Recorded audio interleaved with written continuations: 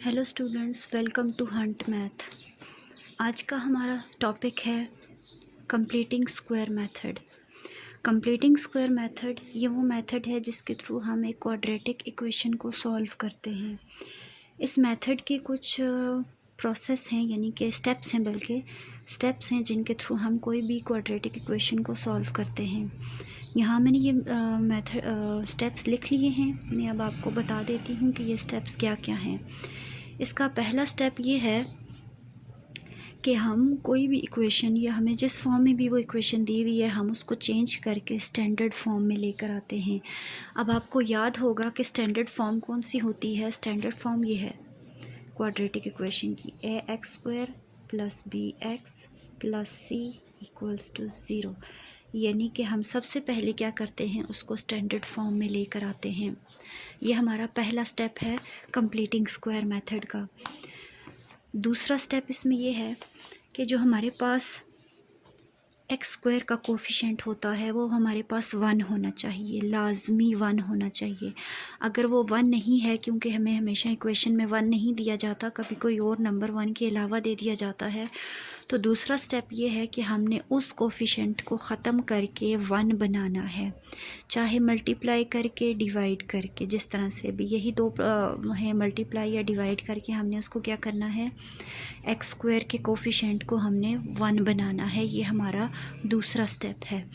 तीसरे स्टेप में हम जो कांस्टेंट होता है, जैसे ये c है, c कांस्टेंट है, तीसरे स्टेप में हम क्या करते हैं, इस c को राइट हैंड साइड पर लेकर जाते हैं। यानी कि जो भी हमें इक्वेशन दी हुई है, हम उसमें जो कांस्टेंट हमें दिया हुआ होगा, कांस्टेंट एक नंबर होता है इक्वेशन में जो हमें दिया जाता है, हमने उसको राइट हैंड साइड पर लेकर जाना है, यानी कि इस इक्वालिटी के दूसरी साइड पर लेकर आना है। चौथा स्टेप ये है, चौथा जो मोस्ट इम्पॉर्टेंट स्टेप है, उसमें हम क्या करते हैं, 1/2 को मल्टीप्लाई करते हैं कोफिशेंट ऑफ x के साथ और उसका होल स्क्वायर लेते हैं, और इस चीज़ को हम इक्वेशन के बोथ साइड पर ऐड कर देते हैं। यानी कि हमने क्या करना है, 1/2 को मल्टीप्लाई करना है, जो भी हमारे पास इक्वेशन में x का कोफिशेंट होगा, जैसे मैं अभी आपको सॉल्व करके भी बताऊंगी, जो भी हमारे पास इक्वेशन में x का कोफिशेंट होगा, हमने उसको 1/2 के साथ मल्टीप्लाई करना है, फिर होल स्क्वायर लेना है और उसको इक्वेशन के दोनों साइड पे, यानी इक्वल की लेफ़्ट हैंड साइड पर भी और इक्वल की राइट हैंड साइड पर भी ऐड कर देना है। और उसके बाद हम उसको फर्दर सॉल्व करेंगे। कैसे सॉल्व करेंगे मैं अभी आपको करके बताऊंगी। अब यहाँ पर ये क्वेश्चन है मेरे पास, solve by completing square method. यानी कि हमें कुछ इक्वेशन दी जाएंगी जिनको हम कंप्लीटिंग स्क्वायर मेथड के थ्रू सॉल्व करेंगे। इसमें हमारे पास पहली इक्वेशन है 2x² + 5x, 2x² + 5x = 0। अब ये देखिए, यहाँ पर जो हमें इक्वेशन दी गई है वो है 2x² + 5x = 0। पहला स्टेप ये था कि हमने इसको स्टैंडर्ड फॉर्म में लेकर आना है। स्टैंडर्ड फॉर्म क्या है, ax² + bx + c। अब ये ऑलरेडी स्टैंडर्ड फॉर्म में ही है। देखिए, पहला x की पावर 2 है, फिर 1 है, फिर आगे 0 हो जाएगी, यानी कि इसमें c हमारे पास 0 के इक्वल है। यानी कि मैं इसको ऐसे भी लिख सकती हूँ कि 2x² + 5x + 0 = 0, यानी कि c हमारे पास यहाँ 0 के इक्वल है। दूसरा स्टेप ये था कि हमने x² का कोफिशेंट 1 रखना है। अगर वो 1 के अलावा है तो हमने उसको ख़त्म करना है। अब यहाँ पर देखिए, जो हमारे पास x का कोफिशेंट है वो 2 है, यानी कि हमने इस 2 को ख़त्म करना है। तो 2 मल्टीप्लिकेशन में है, हमने इसको ख़त्म करने के लिए क्या करना होगा, बोथ साइड इसको डिवाइड करना होगा। पहले मैं इसको ऐसे ही लिख देती हूँ, 2x² + 5x = 0। अब मैं इस 2 को डिवाइड करती हूँ बोथ साइड पे, 2x²/2 + 5x/2 = 0/2। ये इसके साथ कैंसिल आउट हो जाएगी, तो x² + 5/2x = 0। वही कि 0 के साथ जो डिवाइड होगा आंसर 0 आएगा। अब ये हमारे पास स्टैंडर्ड फॉर्म में आ चुकी है। अब इसका तीसरा स्टेप ये था कि हमने कांस्टेंट को राइट हैंड साइड पर लेकर जाना है इक्वल की। अब देखिए यहाँ पर हमारे पास कांस्टेंट टर्म कोई भी नहीं है, यानी हम इसमें से तीसरा स्टेप है ही नहीं है। तो हम अब इसके चौथे स्टेप पर आ जाते हैं, दूसरे स्टेप से हम चौथे स्टेप पर आ जाते हैं, क्योंकि तीसरे स्टेप के लिए कांस्टेंट चाहिए जो हमारे पास यहाँ मौजूद नहीं है। चौथा स्टेप ये था कि हमने ऐड करना है 1/2 मल्टीप्लाई एक्स का कोफिशेंट और होल स्क्वायर। अब देखिए यहाँ x ये है और इसका कोफिशेंट क्या है 5/2, यानी कि हमने 1/2 के साथ किसको मल्टीप्लाई करना है 5/2 को, और इसका होल स्क्वायर लेना है और इसको ऐड करना है ऑन बोथ साइड्स पे, इस इक्वेशन की बोथ साइड पे। यानी कि ये क्या बन जाएगा x का square plus 5/2 x plus add करना है ना प्लस 1/2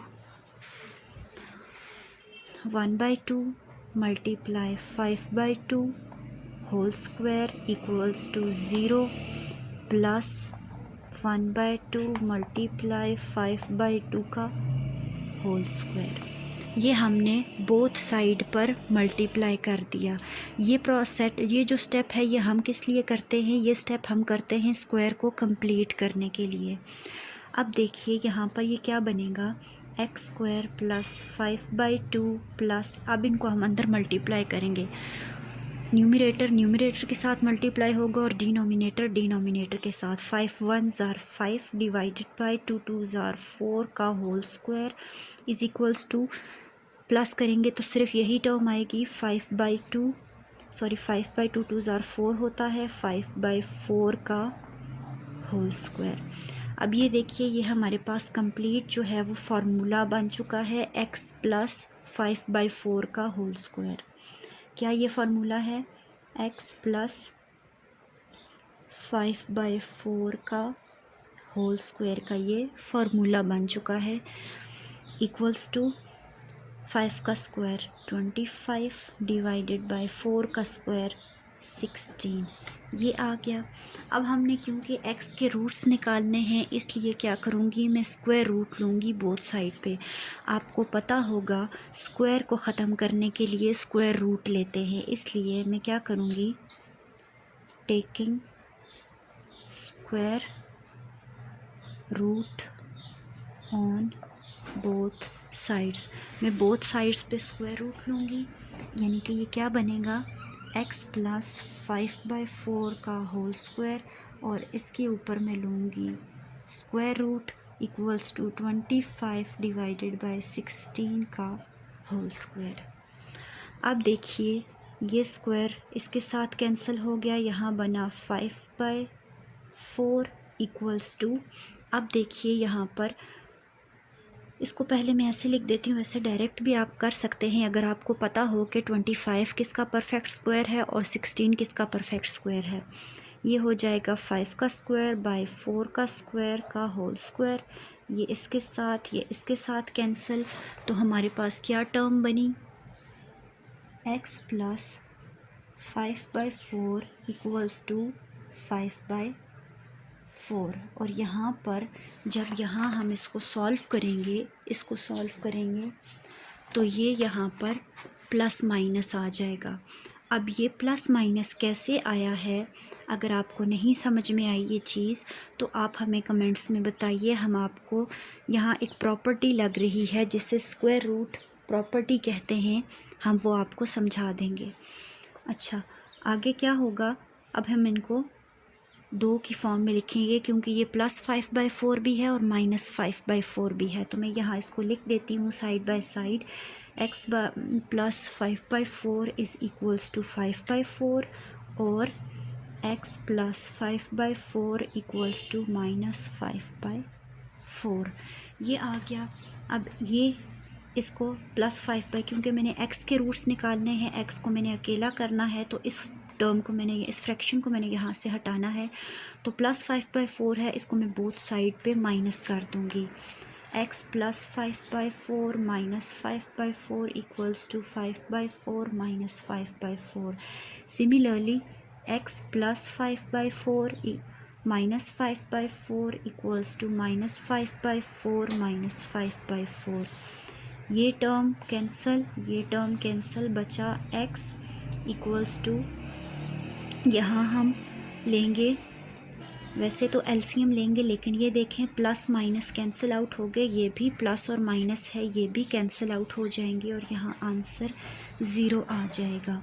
और यहाँ पर देखिए x is equals to -5/4 and -5/4, ये लाइक फ्रैक्शन है, इसका डिनोमिनेटर सेम है तो हम इसका एलसीएम लेंगे -5 ये एलसीएम अगर आपको नहीं आता ये भी आप हमें बताइएगा, हम आपको एक अलग से वीडियो में पूरा सॉल्व करके फ्रैक्शन बता देंगे। हालांकि ये छोटी क्लासेस में ये फ्रैक्शन होती है, 4/5 में होती है, लेकिन फिर भी अगर समझ में ना आए तो आप हमें कमेंट्स में ज़रूर बताइएगा।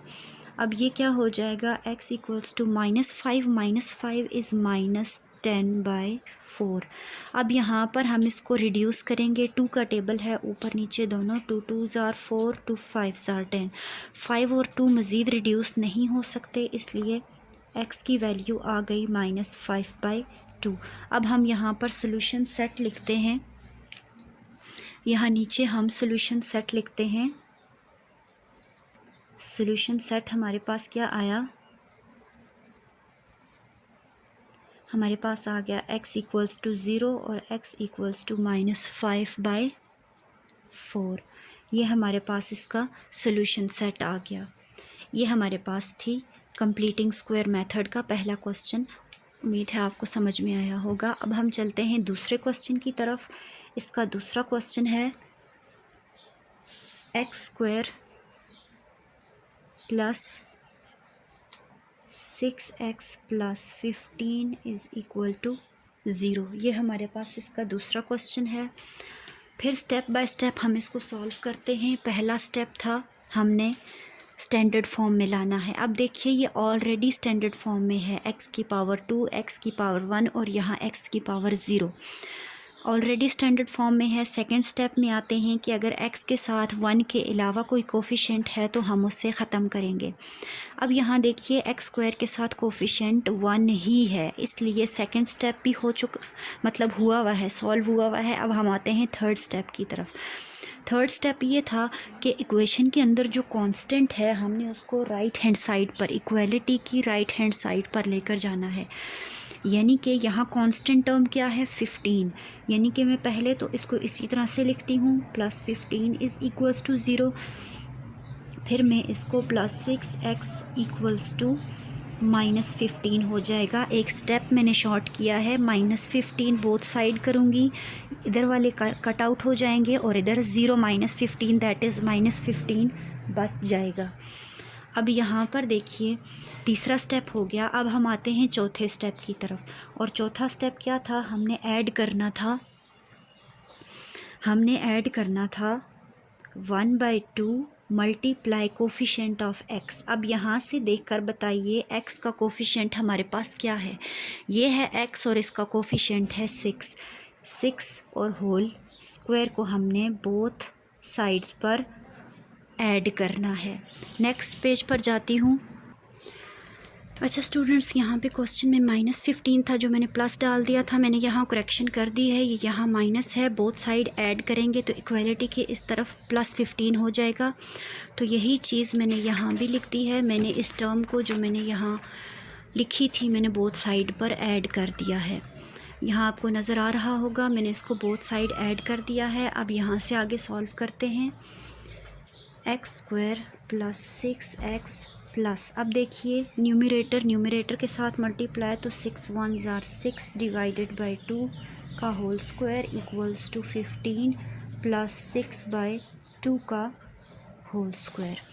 अब देखिए 6/2 किसके इक्वल होता है, आपको 6/2 3 के इक्वल होता है, ये तो आपको पता होगा। तो मैं यहाँ पे इसको सॉल्व करके लिखती हूँ x का स्क्वायर प्लस 6x प्लस 3 का whole square equals to 15 plus 3 का whole square. 2 1s are 2, 2 3s are 6। ये तो बन गया फार्मूला x प्लस 3 का होल स्क्वायर, ये फार्मूला बन गया। और यहाँ पर आ गया 15 प्लस 9, 3 का स्क्वायर इज़ 9। अब हम इसको सॉल्व करते हैं। x प्लस 3 का whole square is equal to 15 plus 9 is equal to 24। अब देखिए 24 है, 24 एक कंप्लीट स्क्वायर नहीं है, तो हम इसका एलसीएम लेंगे। 24 कंप्लीट स्क्वायर नहीं है, इसलिए हम इसका एलसीएम लेंगे। Prime factorisation method 24 2 12 are 24, 2 6 are 20, 2 6 are 12, 2 3 are 6 और 3 1 आर 3। यानी कि मैं इस 24 को लिखूँगी, इस 24 को मैं लिखूँगी 2 मल्टीप्लाई 2 मल्टीप्लाई 2 मल्टीप्लाई 3। अब ये पेयर बनेगा 2 का स्क्वायर मल्टीप्लाई, अब ये पेयर नहीं बन सकते तो 6। अब ये चीज़ मेरे पास, अब ये चीज़ यहाँ तक आपको समझ में आ गई है।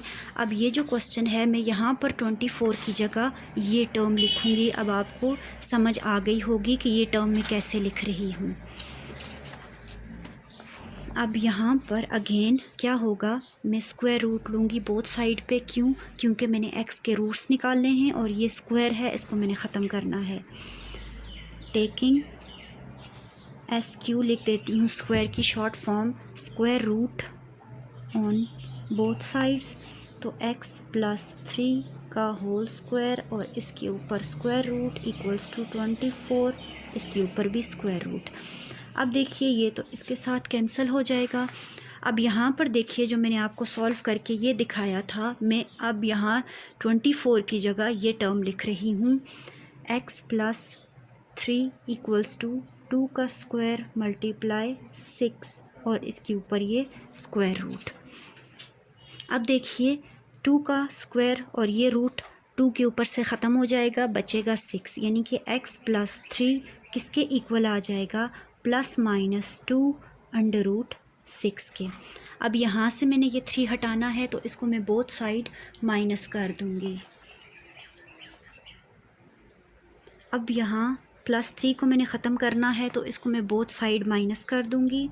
x plus 3 minus 3 equals to minus 3 plus minus 2 under root 6। ये कट आउट हो गए, बचा x equals to minus 3 plus minus 2 under root 6, जो x के रूट्स हैं और यही इसका आंसर है। अब देखिए स्टूडेंट्स, तीसरा क्वेश्चन मेरे पास ये है जो मैंने यहाँ लिख के रखा हुआ है। अब यहाँ से आगे क्या होगा, पहला स्टेप मैंने इसको स्टैंडर्ड फॉर्म में लाना है। स्टैंडर्ड फॉर्म में ये ऑलरेडी मौजूद है, p का स्क्वायर फिर p और p की पावर 0 यहाँ पे है जो 1 के इक्वल होती है। सेकंड स्टेप, अगर p स्क्वायर के साथ यानी कि वेरिएबल का जो स्क्वायर होता है उसके साथ, वैसे तो हमने x स्क्वायर कहा था लेकिन यहाँ पर जो हमारे पास वेरिएबल है वो p है, p स्क्वायर के साथ 1 के अलावा अगर कोई नंबर है तो हमने उसको ख़त्म करना है। यानी कि यहाँ आप देखिए p स्क्वायर के साथ 1/2 है। अब इस 1/2 को ख़त्म करने के लिए मुझे क्या करना पड़ेगा, 2 को बोथ साइड मल्टीप्लाई करना पड़ेगा। पहले मैं इसको ऐसे ही लिखती हूँ, 1/2 p square plus 8p minus 5 is equals to 0। अब मैंने 2 को मल्टीप्लाई करना है, मल्टीप्लाई 2 ऑन बोथ साइड्स। मैंने 2 को बोथ साइड मल्टीप्लाई करना है, तो क्या होगा, 2 मल्टीप्लाई 1/2 p स्क्वायर, 2 मल्टीप्लाई बीच में plus 2 multiply 8p minus 2 multiply 5 is equals to 2 multiply 0।